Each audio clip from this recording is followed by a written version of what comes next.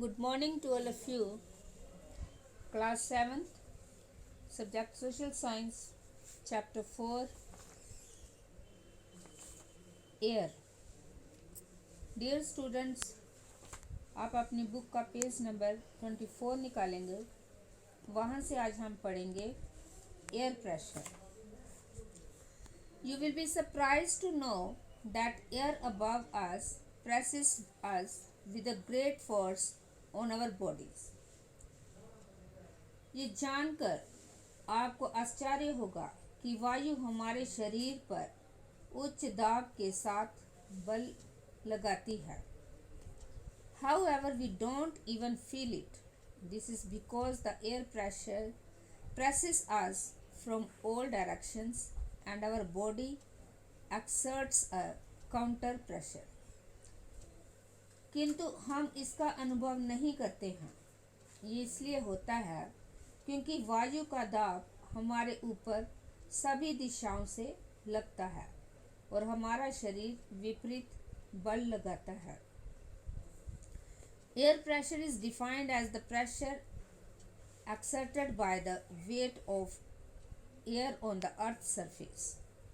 तो पृथ्वी की सतह पर वायु के भार द्वारा लगाया गया दाब वायु दाब कहलाता है। As we go up the layers of atmosphere, the pressure falls rapidly.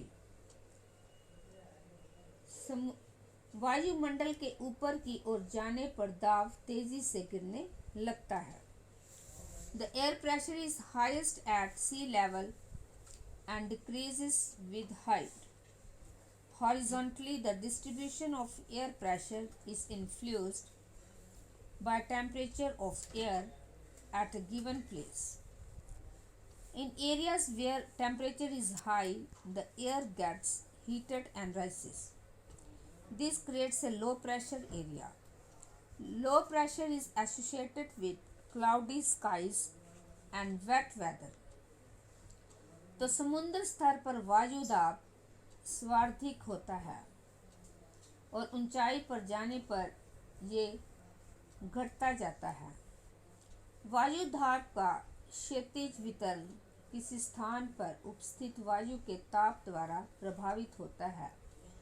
अधिक तापमान वाले क्षेत्रों में वायु गर्म होकर ऊपर उठती है। यह निम्न दाब क्षेत्र बनाता है। निम्न दाब बादल युक्त आकाश एवं नम मौसम के साथ जुड़ा होता है।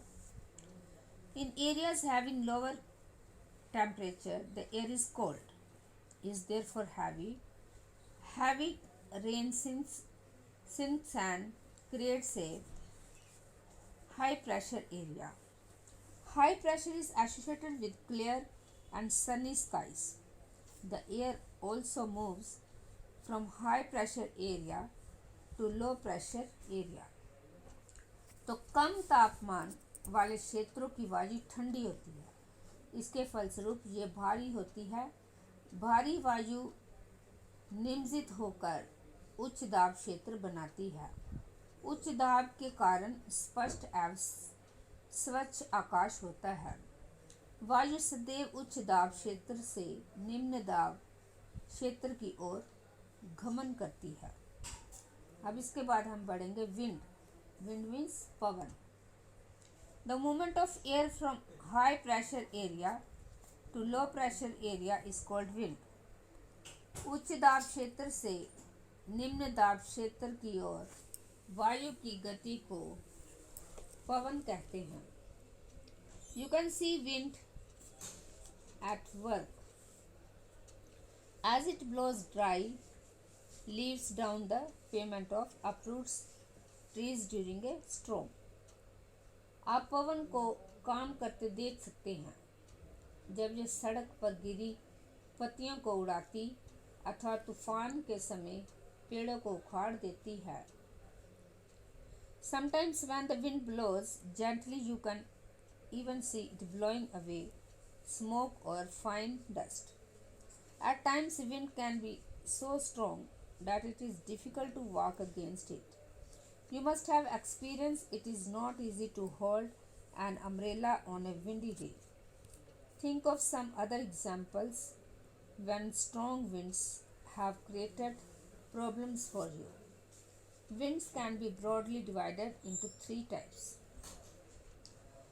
तो कभी कभी पवन इतनी तेज होती है कि इसके विपरीत दिशा में चलना कठिन हो जाता है। आपने अवश्य अनुभव किया होगा कि तेज पवन में छाता लेकर चलना आसान नहीं है। 3 अन्य उदाहरण सोचिए जब तेज पवन के कारण आपके लिए समस्या उत्पन्न हुई हो। पवन को मुख्य 3 प्रकारों में विभाजित किया जा सकता है, तो इसको 3 भागों में हम बांटेंगे। फर्स्ट है परमानेंट विंड्स, स्थायी पवन।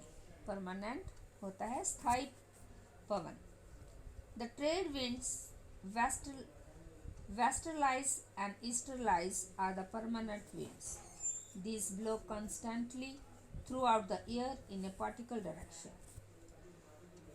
तो स्थायी पवनें क्या होती हैं? व्यापारिक पश्चिमी या पूर्वी पवनें स्थायी पवनें हैं। ये वर्ष भर लगातार निश्चित दिशा में चलती रहती हैं। अब सेकंड है सीजनल विंड्स, कि मौसमी पवनें। मौसमी पवनें क्या होती हैं? These winds change their direction in different seasons. For example, monsoons in India. ये पवनें विभिन्न ऋतुओं में अपनी दिशा बदलती रहती है। उदाहरण के लिए भारत में मानसून पवनें। अब थर्ड आ जाएगा लोकल विंड्स। लोकल विंड्स होती है स्थानीय पवनें। These blow only during a particular period of the day or air in a small area. For example, land and sea breeze. Do you recall the hot and dry local wind of northern plains of India? It is called लू। तो ये पवनें किसी छोटे क्षेत्र में वर्ष या दिन के किसी विशेष समय में चलती है। उदाहरण के लिए स्थल एवं समुद्री समीर। क्या आपको भारत के उत्तरी क्षेत्र की गर्म एवं शुष्क स्थानीय पवन याद है? इसे हम लू कहते हैं।